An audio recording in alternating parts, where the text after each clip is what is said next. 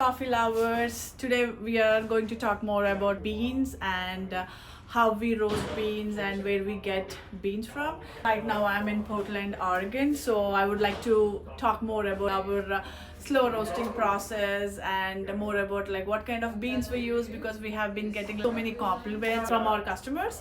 So yeah, let's talk more about these beans and the story behind the beans. Okay. Hi Brenda. Oh, real good, thanks. How are you? So I'm getting ready to do another roast. Okay. So I'm heating up the machine now. This is similar to the one that you saw in the shop that I had before. It's just a larger version, so I can roast more. But basically the same maker, same machine, automated. So it has a computer. The other one is manual and a lot smaller. So yeah.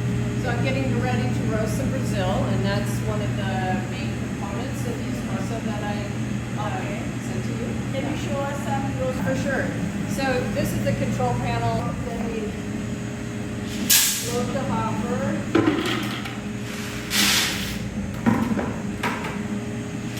And then, so we're about 15 degrees away. So this is telling me what the temperature is right now, and I want it to get to 380. And once it gets to 380, then I'll open. It'll drop into the drum. And you'll see that happening. So here you can see the beans are green when they go in, and this kind of gives you an idea as the beans heat up. We can watch the colors change in the roast. This is called a trier, and this also helps us look at the beans and smell them as they roast. Right here then, and my machine didn't have this, it's all manual, but this shows me kind of how what the temperature is at and how things are going as the roast is going on. This bean is from Brazil, and I buy this directly from the farmer himself. So he has an office in Seattle, and I've been buying this coffee from him. They call it direct trade from his family farm pretty much since I started roasting. Yeah. So it's like what we are using is like farm to a cup then. We have been receiving like nice compliments, and our community is like loving coffee, and we should, like most of the customers they're coming out saying like, oh, and I really love the balance between coffee and the sweetness. Like not like one or two people, like there are tons of people. They started explaining and talking more about like coffee, like hey, I think this coffee has a unique flavor. The boldness of coffee and the flavor of the coffee is like so nice comparatively like any other coffee places. I wanted to share our community a little bit more about like the coffee roasting process and story behind roasting, and also a lady who is doing magic with the beans. So I'm here to just ask you a few questions more about how the roasting process goes and what is the story like. As you mentioned, like from farm to a cup. And I just felt like it was something that I could share, that it was something that I was creating. And so it's to be part of somebody's morning routine. Yeah, it just makes me feel good. So I totally agree. That's what I come from today, like morning routine and coffee. When I was in Portland, like it was like just a fuel, like between my meetings and to drop off kids and just when friends came and visited us. But when we went to Fresno with like no friends and no family, coffee became our ritual. Coffee became our connection. And where this idea came from is like from coffee. Coffee is like everything for us. And even just the smell of it, even for people who don't even like coffee or they don't drink coffee, they'll have memories involved. Like I always think of my grandmother, with her Folgers, and she drank it in a teacup, and it was full of cream and sugar, and it was really sugary, but it's a memory. It's an emotion to everyone when for sure. Comes to coffee. It's like a cup of emotion. Yeah. And okay, well, that's really great to hear from you. And my next question would be like, tell us about the beans we are using at Supri. What are they from? Okay, for your drip coffee, it's a single origin, and single origin means it's coming from one country, one area possibly in that country. So, for example, I guess you guys you're using the Guatemala, so we get all of so that would be considered a single origin. Sometimes it comes from different farms. I try to choose farms that are bird friendly, and bird friendly means shade grown coffee and or organic if I can get it. Sometimes that's harder to do.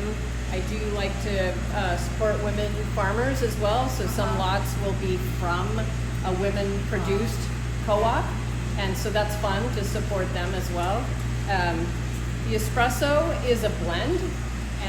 I wanted to know like what is the unique thing about these beans, because our customers in Fresno, they're like loving cortado and our oat latte. So I just want to know more like uniqueness of these beans, and I want to learn myself to explain customers like how unique we are comparatively than like any other coffee shop, and how we are making these tasty drinks.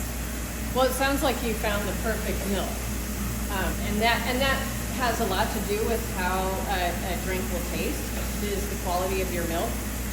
As far as the beans go, I have been using this exact same recipe since 2010, and I use it because it's consistent, and the crema is always there, and it does blend well with milk, and that's what I was recognized for in that when I entered that contest. Is that particular bean really held itself, or that blend really held itself well in a milk-based espresso drink.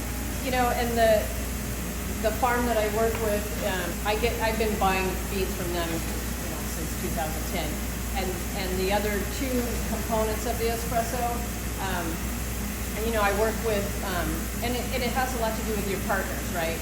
Yeah. So like you're relying on me, you're relying on your other partners. So my partners are the brokers that I'm buying my beans from, and I rely a lot on them to provide me with the information to get me consistent flavor notes in the beans that I'm using. Okay. So that consistency really helps. Yes, it's a key factor. Yeah. Because if you look at our reviews, like most of the people that like saying about like talking more about coffee, like if you see here, like hands down best Stein Town, excellent coffee, and this one, and it's like people like they're talking, explaining. It's not like coffee is good. Supri's coffee. Yeah. Supri's coffee, espresso, and cold brew. It's excellent. They're like explaining the notes and the flavor. That part is like so excited. I mean that gives so much excitement in me, like to make more and more good coffee. That's the perfect coffee for anyone who wanted no sugar thing and no dairy thing. Our oat latte is like a main what do you say, like popular item in our menu. Oh wow, that's awesome. That's really great. But you can tell, like, put it here, it's the fruit notes from the coffee. Yeah.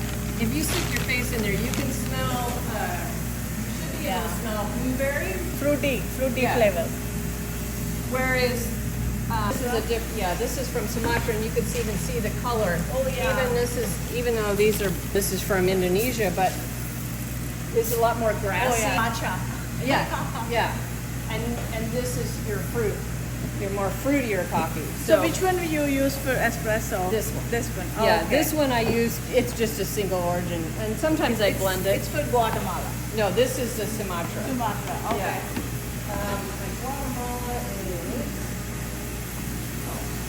Guatemala is right here, and it won't smell as, but you can see it's even different in color. And it's a little, I mean, you can smell a little bit of fruit, but not like this. This is what Ethiopia is known for, is their fruitier coffee. I do think, maybe less risks now, for sure, physically. And that's really not how I would like to pause and reflect. I'd rather do that in a different way, but it's taught me that I need to do that actually, without having to have an accident, Yeah, it You took know what I like mean? different So, turn. right. Yeah. There's better ways to pause and Yes. reflect. And I was going a million miles an hour.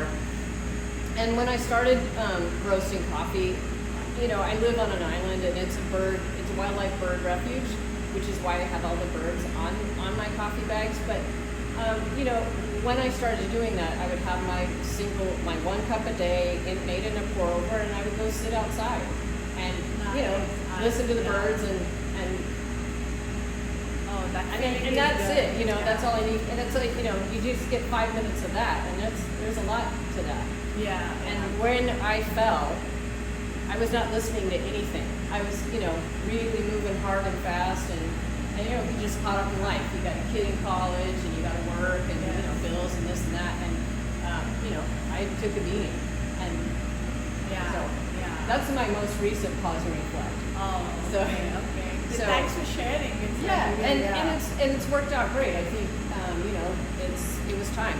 There was a fork in the road, and I listened, and you know, the universe was telling me that Yeah, I need to do something a little bit different. So I've taken a step back from retail. I'm still very involved in coffee, and really enjoy it. And I enjoy hearing feedback. I enjoy making people's day. I enjoy being a part of everyone's day in you know, kind of at arm's length, kind of, you know.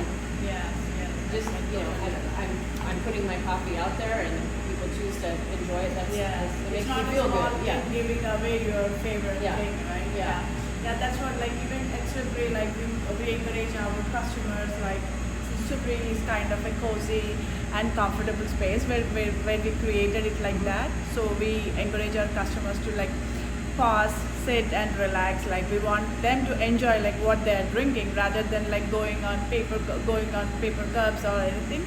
We would want them to have, like, dining experience in nice latte mugs and cortado glasses, Americano mugs. So that's why, like, sip, pause, you deserve it kind of.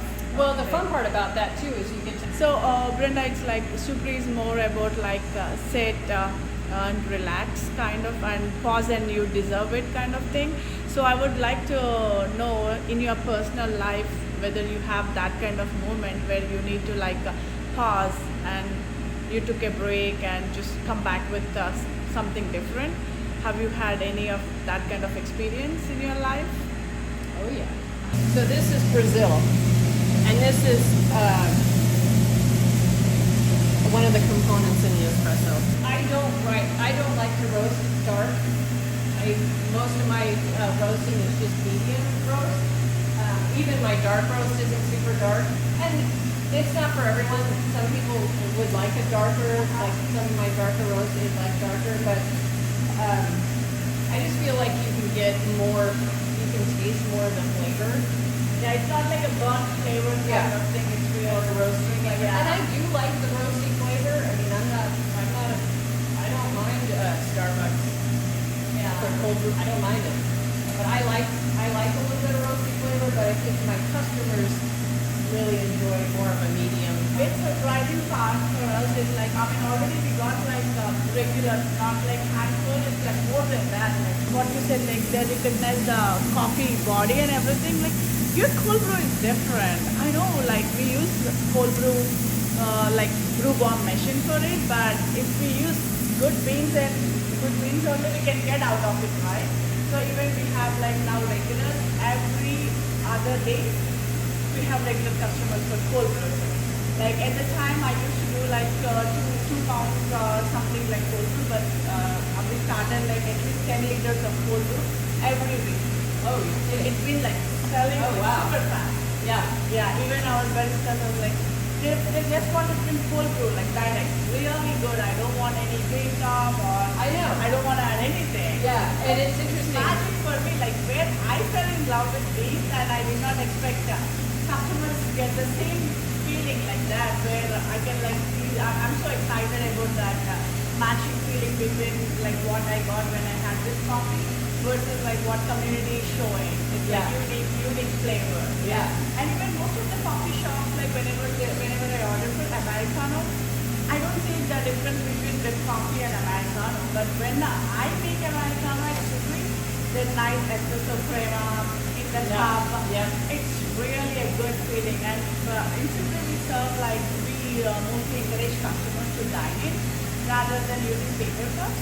So dining cups, when we serve Americano with the cup, the customer is like, oh wow, look at that! It's like Americano, right? And yes, it was espresso Fresno. Yeah. Like most of the places, they don't care about it. They just was a shot and they pour it. But wherein like Edge Coffee, that was like my first wow factor with espresso, with like rich crema and all those things. Yeah. Yeah, I find it at my coffee cart. So I have a coffee trailer on the island, and my favorite thing is when, because I don't serve drip in it, so I just serve Americanos, and you can see people are a little bit disappointed. They're like, oh, I don't really know, because their experience with Americanos, especially in a trailer, they don't have high expectations, Yeah, right? yeah. They'll, oh, okay, yeah, I'll have an Americano, and they'll walk away, take a sip, turn around, come back, and say, wow, and it just makes me feel good.